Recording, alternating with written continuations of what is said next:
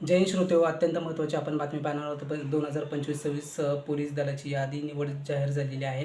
त्या निवड यादीमध्ये फातिमा खान नावाच्या मुलीचा देखील नंबर लागलेला आहे. ही मुलगी अत्यंत प्रतिकूल परिस्थितीमध्ये मधून तिने ही जिद्दीनं वच्चकाठीनं मेहनतीनं यश संपादन केलेलं आहे.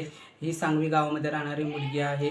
खंडाळा तालुका सातारा जिल्ह्यामध्ये हे छोटेसं गाव आहे. ज्या गावामध्ये 20-22 वर्षापूर्वी तिच्या वडिलांनी रोजीरोटीसाठी UPमधून इथे येऊन वास्तव्य केलं. त्याच परिस्थितीतून त्यांनी देखील त्या मुलीने ही एक ओराशी स्वप्न बाळगलं पोलीस दलामध्ये जाण्याचं आणि देशाची सेवा करण्याचं, लोकांची सेवा करण्याचं हे स्वप्न पाहिलं आणि वडिलांनी व तिच्या कुटुंबियांनी तिला पाठिंबा दिला. तिच्या जिद्दीला आणि तिच्या मेहनतीला त्यांनी बळ उभं केलं. त्याच बळावर चॅम्पियन करिअर अकॅडमीमध्ये तिने प्रवेश घेतला.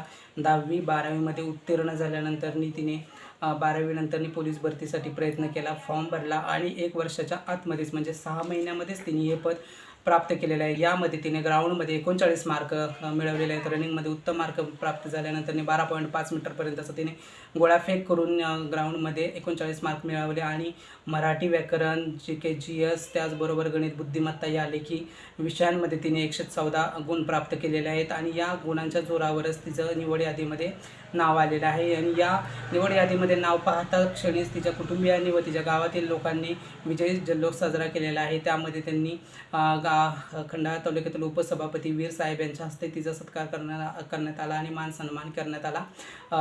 त्याचबरोबर खंडाळा तालुक्यातील प्रमुख नेतृत्व अजित पवार गटाचे जे राष्ट्रवादी गटाचे जे प्रमुख नेते आहेत जयनाना भोसले यांनी देखील शब्दसुमनाने तिचे कौतुक केलेले आहे आणि त्या कार्यक्रमाला ती उपस्थिती त्यांनी दर्शवली होती.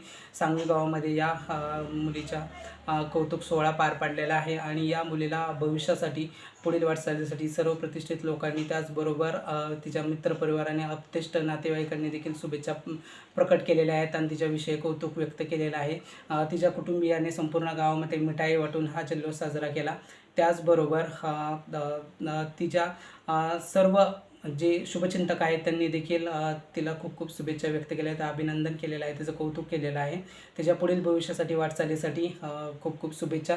त्याचबरोबर तिच्या कुटुंबियांच्या देखील खूप खूप त्यांच्या मेहनतीला त्यांच्या पाठबळ उभं केल्याबद्दल त्यांचे देखील खूप खूप शुभेच्छा, त्यांचं देखील अभिनंदन आणि तिच्या हातून लोकसेवा घडावी हीच सदिच्छा.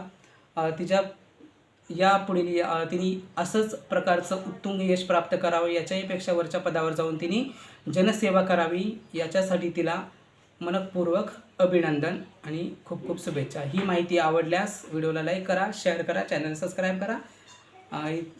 तसेच नवनवीन माहिती पाहण्यासाठी चॅनल फॉलो करा, कमेंट